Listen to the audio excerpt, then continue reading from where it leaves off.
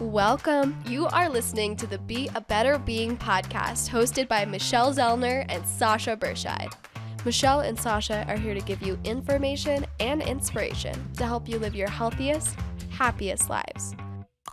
Thank you for tuning in. We hope you enjoy the show.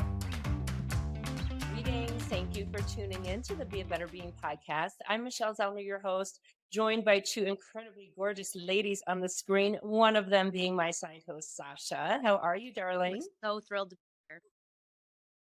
Well, I'm thrilled to be here as well because you have once again brought us an amazing guest, and I'm super excited for this conversation. Mary Clare Sweet is joining us. She is based in Omaha, but Mary Clare, tell everybody where you actually are recording this from. Well, Michelle, thank you so much. Sasha, it's so great to see you. I feel extremely magnetized to both of you and the mission of this podcast. So I feel very grateful to be connecting with you right now. And to everybody listening, may we just be grateful for the incredible power of the internet and audio and visual to really bring us all together. So just gratitude for that connection right now. I am in Quintana Roo, Mexico, on an island called Holbox. And Holbox means vortex. So this island is very special. There's lots of indigenous folks here who have created an incredible community, one that is welcoming, loving, and warm. And it's my honor to come here for 11 years now. I bring a big group of people who are ready to stop rushing and start tuning into their own hearts and the heart of Mother Earth and the beat of the universe.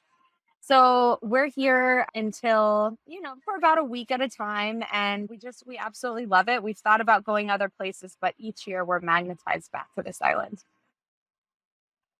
That is so beautiful. So, Mary Clare, if you will, give us just a little background of who you are, what you do. Why do you bring people to an island to feel the heartbeat of Mother Earth? What is this even all about? Oh, I'm so glad you asked. So I grew up in Nebraska to parents who were very much sort of like new wave hippies. So my dad meditated, my mom practiced yoga, and we just grew up in a very tight-knit family as well. I had lots of cousins. We spent a ton of time outdoors. So when in my late teens, my yoga practice became a little more serious, it was never something that was kind of strange or foreign to me. Yoga was always just something I knew about.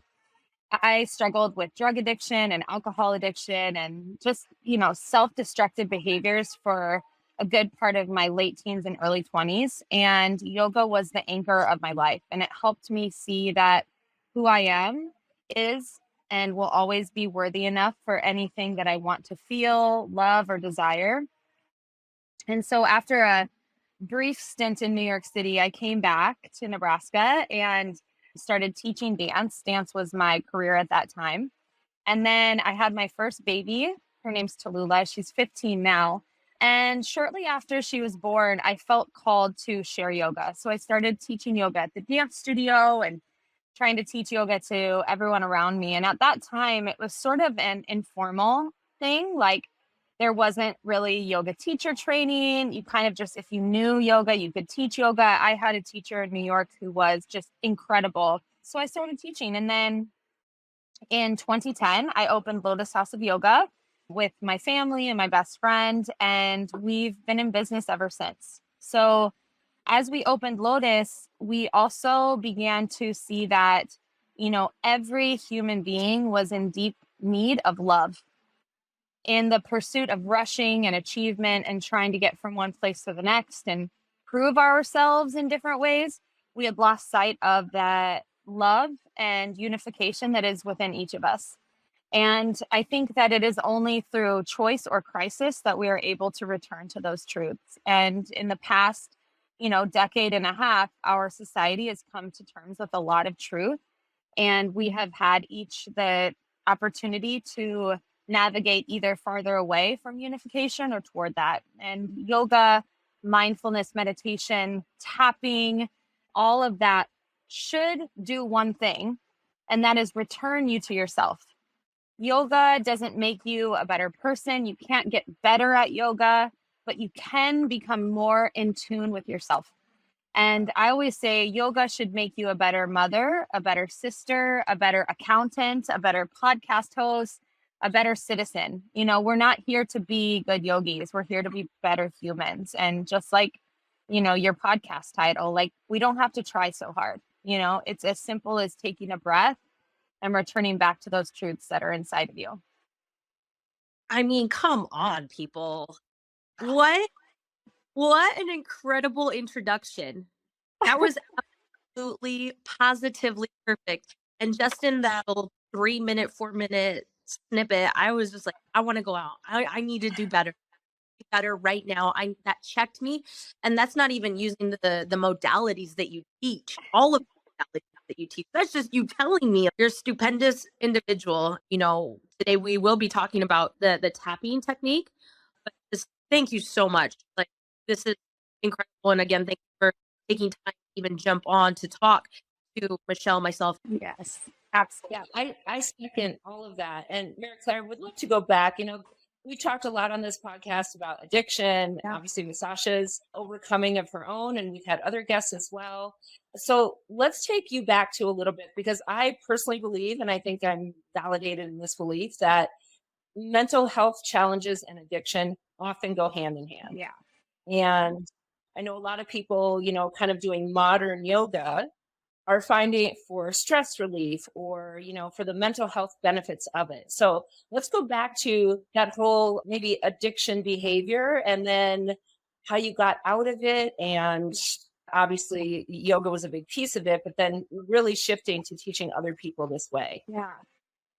I always felt a little different growing up. I remember my first spiritual experience. I was probably 9 years old. I was on my family's land in Humboldt, Nebraska, which is like rural Nebraska.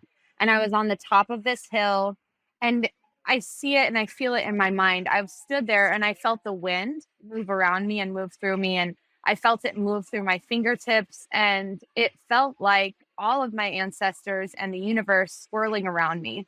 And when I shared that experience with my sisters and my parents, it was, yes, that was your ancestors. Yes, you were connected. But sharing experiences like that when you go back to math at 9:30 a.m. on a Thursday in your elementary school, not as cool, right? So over the years, I kind of learned how to cover that up with acting, right? How can I please the people that I'm around or fit into the box that they want me to be? And addiction runs in my family through both sides of my lineage. And so instead of being who I was designed to be and being aligned with who I am, I built a whole personality and a whole personhood that was, built on pain, right? That I'm not good enough or it wasn't enough. And, my folks had trouble in their marriage and they were divorced eventually, which when your personhood is built on fear, pain, and rocky terrain, and something like that happens, you don't have anything to fall back on. Yoga was my anchor in the way that I kept practicing the postures. I would practice devotional chanting and meditation. I grew up in the Catholic Church. My parents were very proud to be cafeteria Catholics, which meant we picked and chose whatever, parts of the religion that we were kind of going to focus on and not. But I was really blessed with the ability to practice devotion to Mother Mary and the saints and Jesus. And so that was also an anchor of knowing that there was like this force field of love that I could tap into from time to time. So I noticed that when I started to drink or eventually do hard drugs, like that acknowledgement of the fear and the pain and the hurt that was underneath my built exterior went away. Like I could numb that pain, and mental health and mental illness is a disease, and it's a disease that should be treated just like if you were to get the flu or cancer or anything. You need to rest. You need to take time off. You need to be supported by your community and your family and let other people take care of you. And when I was diagnosed as bipolar when I was about 16, like nobody talked about that. It wasn't like there was a hashtag for mental health awareness. Like you learned that. And not only did I not know what it meant, or not, and I didn't know what those symptoms were. Like, it was like, take a pill and you should be better. And that was it, you know? And I think that there are some of us, like you two included, that always have a sense that there's something bigger, always have a sense, you know? And so even in my, and Sasha, you can probably resonate with this, like those really gross moments that are still there, that you still like touch into sometimes, and you're like, oh God, that was bad. That was really bad. Like, even in those moments, I knew that there was something bigger and I was being called to something bigger. Incredible. So, Absolutely incredible. Just had to say that. Absolutely incredible. yeah. And now when I touch into those moments, what I used to do was try and push it away and feel that and go like, I don't want to go there. And now what I do is I look at that girl who was doing that behavior, making that choice, and I say, come closer. And there's a part of me that goes, no. And I say, come get right up in here. Come in. You're coming with me right now too. And I just try and embrace her and hug her closer, because that's all I needed, was a lot of people to just sit me down and hug me. And, you know, my family did that in a way. There were some momentary interventions from time to time, but really was, you know, a health crisis that had to do with my eye. I was, you know, I had like a scratched cornea, and it was this is all kind of the data part, but they literally said, you're going to have an eyeball transplant if you can't heal this. And so I got clean, you know, and I went to my best friend's apartment, and it took a couple weeks, and I kind of emerged going like, okay, here I go. So by that time I had moved home, and, you know, maybe 4 months later I was pregnant. And so what I know is that God was getting me ready to be a mother. You know, I had wanted a baby my whole life, never not knew I was going to be a mom. And my first kiddo is my greatest teacher, and she's, you know, my light and my everything. And so I got clean, I got pregnant, and I kind of was like, okay, here we go. You know, now you're building a life for you and your kiddo. And fortunately, I had all of these tools that really helped me have a very holistic pregnancy. I had an incredible birth. My aunt, the doula, she helped me give birth. You know, I loved my birth. I loved being a mom. And I kind of had to shed a lot of old habits and those beliefs where just because the addiction is over doesn't mean those belief patterns have gone anywhere, you know? And so that took a number of years, but through yoga, tapping, meditation, and just surrounding myself, you know, with people who saw me for me and who loved me for me, was the thing, or the ways that the universe and God like ushered me out of that season.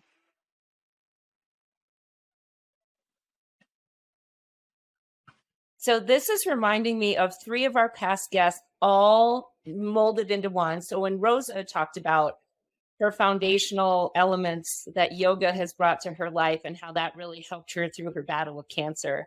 And our conversation, Sasha, with the love lady, Maria Dell, right, talking about we just all need love, right? And through choice or crisis, that is so, I love how you phrase that. And then the third one is in March, Dr. Gina Locke did My Human Design. Yes. So talking about how we are each designed, and the masks that we put on when how we're designed don't appear to be socially acceptable. Yeah.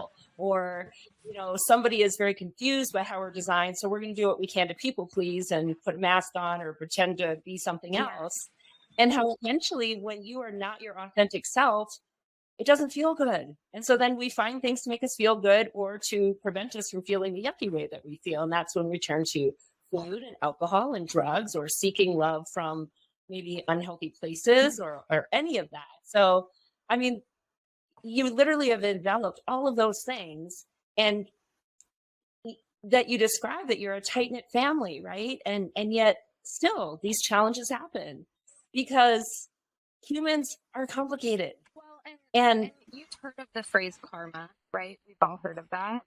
So I believe that karma is pain that our ancestral line has passed down. Okay. So my grandparents passed it down to my parents, who passed it down to me. And so when we say things like healing karma, that means that my job in this lifetime is to stop that with me. So my children don't take that on. Or if they do, if they get a little bit of it, they have the tools, the mirror, the path, the map to go, hey, you know what? This is happening and we know how to love you. We know how to love you in it, and we're going to be right here. I've got your back. You're not going anywhere, you know? Whereas in the past with our family's pain, it was almost like, shut that. We can't talk about that. Pull up your bootstraps and keep going. So there are lots of things that I recognize that have been passed down through my family, you know, that show up inside of each of us. And we have the opportunity to heal those in our own selves so that we don't pass it on to the people around us, whether that's our partner or friends, community, our, you know, the people around us at work or our children. Like, our job is to heal that so that it stops getting passed on. I'm just sitting here in awe. I'm loving all the gold that you are just saying, admiring it all. And so I love that you're there. You are taking the time to dig into those deep layers and cuddle her tighter than ever instead of trying to push her away. And I'm in a very place of gratitude right now. I love that. Thank you. Thank you. I feel the same way. Well, and I'd like to say, Mary Clare, you know, so much like you talk about the rushing, right? We're all rushing around, right? This is modern life. This is what we do. We rush, rush, rush, rush, rush. We don't stop to get to know ourselves or to get to know other people because we're just rushing, right? We're just busy doing instead of busy being. And sometimes we're afraid because the fear of the unknown, right? I don't want to get to know myself because I think there's something yucky I'm not going to like. And it's just better to just not know it, not just ignore it, just push it away. And for other people too, right? Unless they've experienced this and recognize that there is a human, not Mary Clare, but there's a human that Mary Clare is in charge of. And that human's need is simply to survive. And it's going to give expressions of distress. And it would like someone to pay attention. Yes. Exactly. But so often, right, we push it away, or we scold it, or we judge it, or we pretend it's not there, or we make an excuse for it. We do a whole bunch of other things because those are usually easier or prioritize than someone else's needs. Yes. And, you know, I think that's what we do as moms, you know, and community members or partners. And it's like, if I can just fix you and take care of you, then I don't have to pay attention to myself because you're the priority, you know? That's such a great point. And I'm curious, as you went through this own journey and evolution, did that also help your parents, your siblings understand and adjust and maybe heal some relationships? And tell us a little bit about that. Yes. My family is like, you know, woven quilt. And even though my folks were divorced like 25 years ago and remarried, incredible partners, you know, their job was to bring us in. That was their job, you know, and to love us as best they could as they found themselves until they found the next partner that they were meant to be with for the rest of their life, you know? And like no other two people could have brought me and my sisters in. I have two little sisters. And you can't, there's a word called entanglement, you know, where we sort of like get our pain and our like, you know, like you push your button, I push mine, you know, I know that this is going to hurt you. So I'm going to say that. And it gets all like that with family, you know, and I think what yoga did for all of us was go, even though we're going to be in this right now, I'm not going anywhere. You know, honestly, in my drug addiction days, my little sister, who's my person, you know, she like slapped me across the face and was like, what do you think you're doing right now? You know, and I ran out, like I left, you know, and ran away from her. But even though she did that, like I knew the next day I was going to see her. Like we're so karmically entwined that I think the love that our family was blessed with didn't allow us to abandon each other, even when we wanted to. So when we think about our own healing, it's helpful to think about sort of like the theory of relativity. Like, no matter how far two atoms go from each other, if you do something to one atom, it's going to happen to the other atom, right? No matter how distant those atoms are. So, with my parents, I am a combination of their DNA. And so as I heal myself, as my mom heals herself, as my sister heals herself, we're all healing, and we all come through it together. And I think yoga and tapping puts you in touch with your capacity to heal yourself. And so then you don't try to take responsibility for other people's healing, which is really easy to do, to go like, let me help you. I know the answer. Here, try this, instead of what every human needs is just someone to sit by them and go, I've got your back and I'm not going anywhere. Because no matter what, until we heal it in ourselves, until we figure it out for ourselves, it's not really healed. We've all had that thing where it's like, oh, that teacher taught me this, or that doctor gave me this, or I got, acupuncture. And then you're like, wait, it's back. Why? It has to, those are all incredible and helpful, but it has to come from within. Until we have that inner experience of healing, it doesn't actually evolve the body, the vessel that our soul is in. Because I believe that our soul is fine. Our soul is totally fine. There's nothing wrong. The soul isn't tired. The soul isn't drained. The soul doesn't get sad. The soul is fine. But the human vessel gets tired. It gets sad. It gets attached. It is grieving. The human soul is addicted, the human body is addicted. The human body is rushing, pushing, escaping. The soul is fine. And in fact, your soul is just sitting there going like, interesting choice there. Okay. And so when we have a beautiful release in tapping or in Reiki or in yoga or running or standing on the top of a hill in rural Nebraska, and we feel that, that's being aligned. And I also describe it as the state of needing nothing. When you're in those moments with your community or your family or your friends, and you're like, I need nothing. I am so calm. I'm so content. That is being in alignment with your soul, and our emotions are going to go up and down. Our thoughts are going to build strategies and ideas. And all of those things are so vital to being human. It's not a good idea to clear your mind or stop feeling your feelings. That's how you're a human. We're supposed to have, but the soul is always fine. The soul is always fine. And in yoga, we call this a mistaken perception. Like, we just made a mistake when we start to become depressed, anxious, addicted, identifying with the disease of mental illness. When we identify with that, like, I am bipolar, I am anxiety, I am. Whereas today, and it has taken me an incredibly long time with unbelievable, phenomenal support from God, the universe, my family, my community, I noticed, oh, look, I am having a manic week. I want to be awake for 45 hours straight and do all the work I can and serve everyone and do everything and build this and do that and go, and I can do it all. And I stop and I'm like, oh, because it's important. As I notice myself doing that, do you know what's going to come after?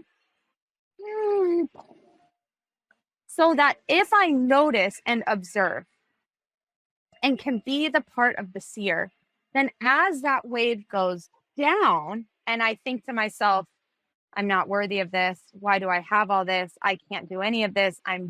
It's confusing. I say, oh, wait, there's like this tiny moment. And my friends, it has taken me so long to get here. It is not, it's been 25 years. Like, I can go, even though I'm feeling this way, it is not my soul. It is my experience. I am living it, but it is not my soul. and I can wait. I can be patient. I can wait as it passes, you know? And then so we have the tools, tapping, yoga, some folks getting a massage, going to your place of worship, whatever it is. I always say, do the next thing that's going to make you feel good. What would be the next thing to make you feel good in those ways?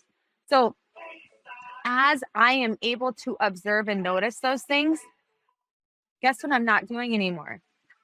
Blaming my sister for making me feel that way, or blaming my job for making me feel that way, or this, and putting it outside of myself. I'm starting to just notice, that's interesting. Actually, my sister loves me and I love her, and my best friend loves me, you know? And even if these like people in my community don't like love me, like I love them, because that's what we are. We are love. And so as I heal and shift and change myself, and in a moment of someone else's agitation or frustration, I can remain in a seat of calm, steadiness. I don't have to say anything. They get to that themselves. They arrive. It's almost like you can see, hear, feel the circle of their understanding where they go all the way out and you're unmoving and you're just there. And they come back and they go, oh, okay. All right. So, okay, we're done here. And I'm going to go away. And you're like, peace, go in peace, or sit with me in peace, whatever it is. But I think, your original question was like, how are we healing together? And it's because it's inevitable. As I heal myself, the people that I am intertwined with heal also. And B, it's like a daily tangible feeling, and not perfect. Got pissed at my mom last week, not perfect. Got mad at my kid last week, not perfect. Beat myself up for 24 hours about something last week. But the Dalai Lama always says, like, you're never not going to get angry. It's just the duration gets shorter. Like what took you 2 weeks of anger before then takes you like 2 days, then 2 hours, then maybe 2 minutes. And then maybe you're able to watch and go, oh, there comes anger. I'm going to let that go through me. I was just going to say, you actually are perfect for getting mad at your mom and your sister and your kid, because that's normal. Right. It's normal to be mad about whatever. Yes. But to your exact point, how long we sit there is what shows the evolution. Mm-hmm. I want to just circle quickly back to the other point you made a while ago about you have to do your own work, right? Nobody can fix you, just like I can't fix anyone. Right.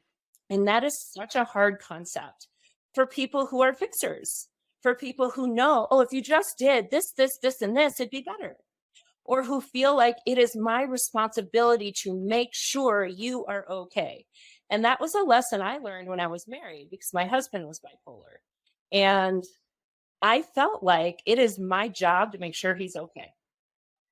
And it wasn't until I realized that, number one, that is not my job. Number two, it's not even possible, that I understood my job is to offer the best I can with love, support, guidance, helping with resources, accountability, to give him as much as I can give to help him make the choices necessary for him to be okay. Yes. And that is such a hard thing, whether it's a spouse or a child or a parent or a best friend. Yes. To really step away from that idea that I can control somebody else's outcome. Yes.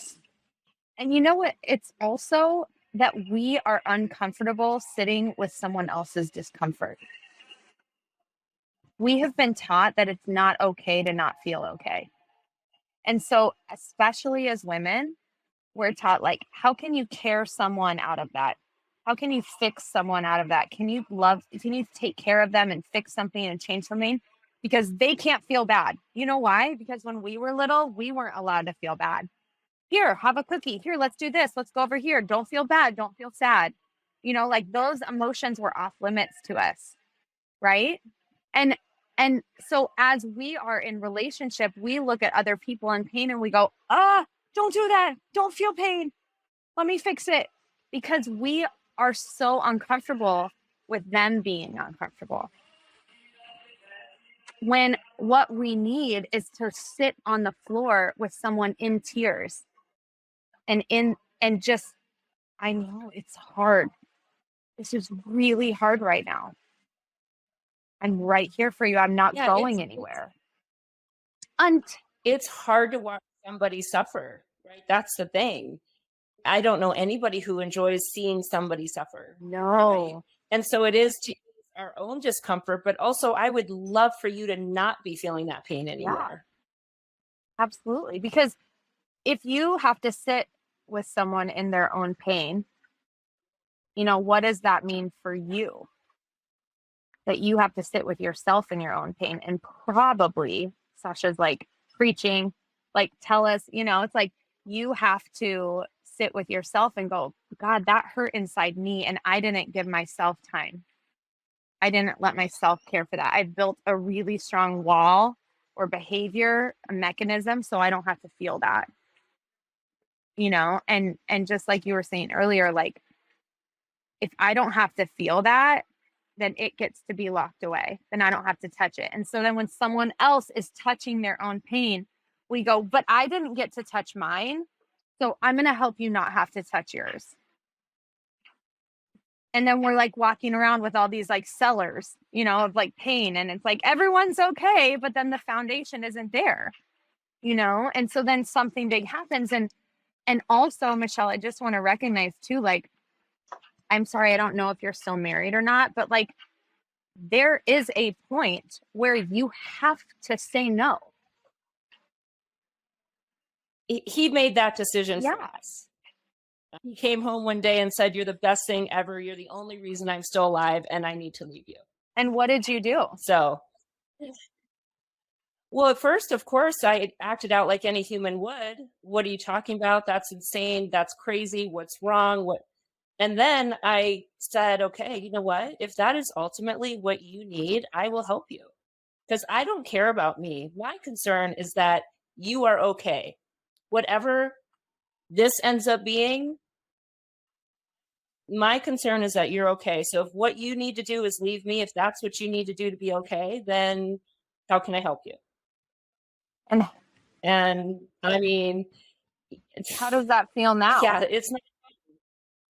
Oh gosh, this is so far removed. This is like a whole other life ago, seriously. So I write all about it in my book and I tell all about it. Right. It was a very big journey to get to. I mean, you go through all of the emotions of grief, right? Because I was grieving this person, grieving a marriage, grieving what I thought we were going to have, like all of it. But it's also because I chose to do my own work, right? That's the only reason I came out to where I did. As far as like in it with him, I mean, everybody has pain. There's no doubt about it, for sure. I think some people's degree of pain is way bigger than others' degrees of pain.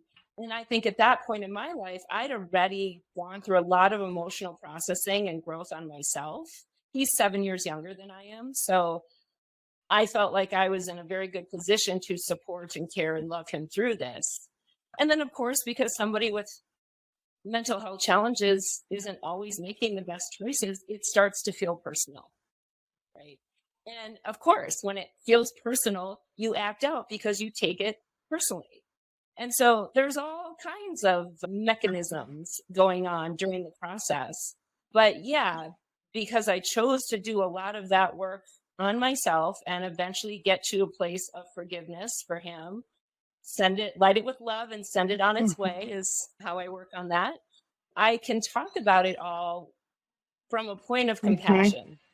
And it had nothing to do with me, honestly. And yeah, so I mean, that's a whole other story. I want to hijack the conversation, but mental health issues are a very real thing for almost everybody, whether you have it yourself or somebody, or you live with somebody, or it's your second cousin.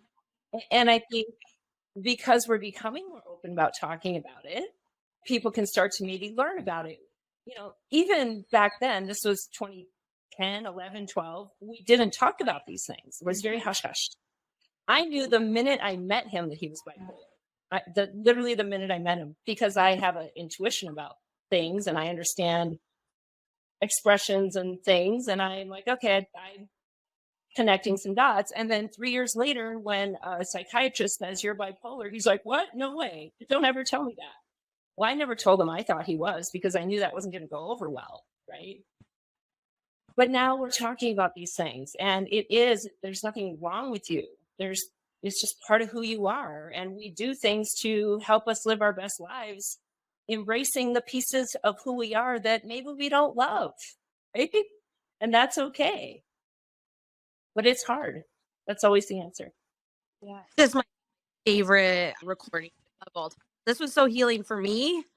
It was like everything that I needed to hear. What, for the listeners that are listening, Yes. what are some of the things that you offer? Yeah. Do you do yoga? Do you Yes. do one-on-one? Like, I know they're going to be enamored with you just like I am. So how can they reach out to you? How can they get hooked up with you? And what do you offer? Great. So I own Lotus House of Yoga. We have a virtual studio called Lotus House on Demand, which you can access at any time. There's an app. You can do it 20 minutes at your house. That would be a really amazing place to start. If you're in Omaha or Lincoln, there are physical yoga studios called Lotus House of Yoga. I would love to see you. I do life coaching. My schedule is like very booked. You can watch on Instagram at MC Sweet Yoga I'll always post like I have 2 openings for the month of April or what have you. And I love doing that. My goal is 4 sessions. And then after 4 sessions, I like you to just like go and live your life. I don't, that's the rhythm that's best. And then also I do keynote speaking. So I speak to corporations, to groups, to families, to, whomever wants a big group presentation. And I work with, the leaders of that group to kind of tailor and create a pathway that's best for their organization. But what I'd love to do is to end with tapping. Would you guys want to go through one? Okay. So tapping is like psychological acupuncture. Okay. So we're going to tap on places in our body, and those places are connected to nerve vortexes or energy pathways that then help you release energy, memories, belief systems that are living in your tissues and in your body. The idea is that if you could think about, your level of stress in a certain stressful situation from 0 to 10. So 0 would be like, I have no stress. I'm on the couch or I'm on the beach. Yes. Everything is groovy. I have no resistance. 10 would be like, you need help. Like this is a very, very dire situation. I'm feeling very anxious. So from 0 to 10, you would rate that situation. And if you're listening, kind of think about what that is and then hold that number in your mind. And we'll go through a tapping together. So I'll tell you where you're going to tap, and then you'll repeat the sentences after me. So if you leave your microphone on, you'll hear you'll hear the host say these sentences back. Ladies, if you turn your microphone off, then they would just repeat it. So whatever is great. But we're going to start with the outside of the hand. And so one fingertip is going to touch the spot right underneath your pinky finger on the other outside of the hand. So if you just look at your pinky finger and then the outside part of your hand, you're going to take your other hand and begin to tap there. And there's no way you can mess this up. There's no way you can do this wrong. It's all good. So we're going to start tapping there, and you'll repeat after me. I felt so stressed. I've been so frustrated. Because of this feeling, I feel like I want to throw in the towel. I've been confused. I'm doubting myself. I'm unclear. It makes me wonder why I even try it all. I don't like feeling frustrated. I don't like feeling resentful. Feeling bitter is not me. All of these feelings don't feel good in my body. So now tap your inner wrists together.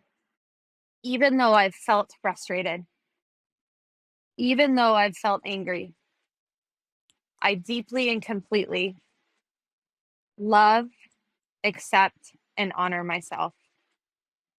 Even though I've felt worried, even though I've felt confused.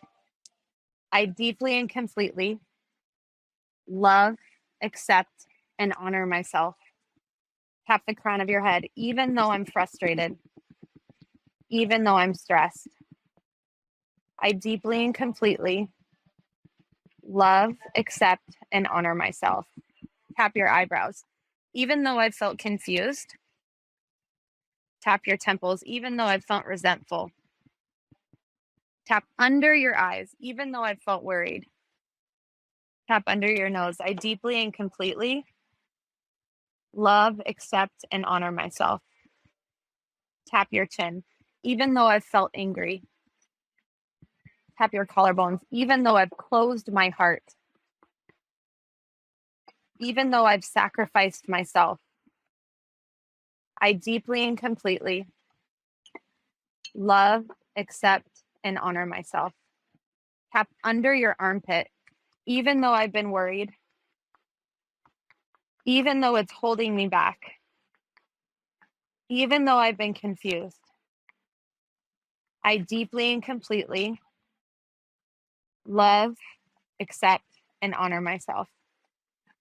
Tap your wrists together. Right now, I choose to recognize that clarity is inside of me and everything is working out. Tap the crown of your head. It's working out for me and it's working in perfect timing. Tap your eyebrows. And when I look back, tap your temples. When I look back at this moment, tap under your eyes. I'm going to be proud of myself that I chose trust. Tap under your nose. I'm going to be proud of myself and I'm going to be glad that I chose to trust myself. Tap your chin. Because right here, right now, I'm starting to remember. Tap your collarbones. That I have a divine plan. And that plan feels good to me because it's inside of me. Tap under your armpit. So my number one job is to remember who I am and to trust who I am. Tap the crown of your head because I come from divine love. Because I am divine love. And nothing changes that. So right here, right now, I'm going to remember what a relief it is to know, to trust, and to love myself. Inhale your arms overhead. Interlace your hands, flip your palms, take a big stretch up, big breath in. And then exhale your hands to your heart. Slow down your breath. Bow your head to your noble heart. Blink open your eyes and lift your gaze. I love you so much. Thank you so much for choosing to connect with me and for meeting me here today. This is so beautiful. It's so phenomenal and wonderful. I'm so grateful. Mary Clare, I echo all of those sentiments. This is amazing. And it's just such a beautiful way to wrap this conversation and everything. I know this is going to be one of the most listened to episodes, hands down. People are going to listen to this over and over and over and over. And I hope you do. If you're listening to me right now, I hope you bookmark this one and listen to it over and over and over, because there is so much in here that I know every single one of you listening, there's one thing, there's probably 10 things that are speaking to you. And if they're not speaking to you today, they're going to be speaking to you at some point in your life. So, Mary Clare, I got feels right now. So, Sasha, any final words? No, she's shaking her head. No, I'm going to wrap this up. Thank you so much for taking the time out of your amazing retreat, which I feel like the Be a Better Being podcast needs to go on a retreat. I mean, probably called professional development, I think. We will be in touch. Thank you all so much. Everybody listening, thank you for listening. We know how valuable your time and energy is, and we appreciate that you take the time to listen to us. And now you get to go and be a better being. Thank you for listening to the Be a Better Being podcast. Michelle and Sasha hope that what you heard today inspires you to embrace this journey of life with an open mind, a kind heart, and a willingness to learn and evolve. If you enjoyed the content, please help spread their message by subscribing, sharing, and leaving a 5-star review. If you have a show topic idea or would like to be a guest, please visit betterbeings.net and fill out a contact form. Until next time, go and be a better being.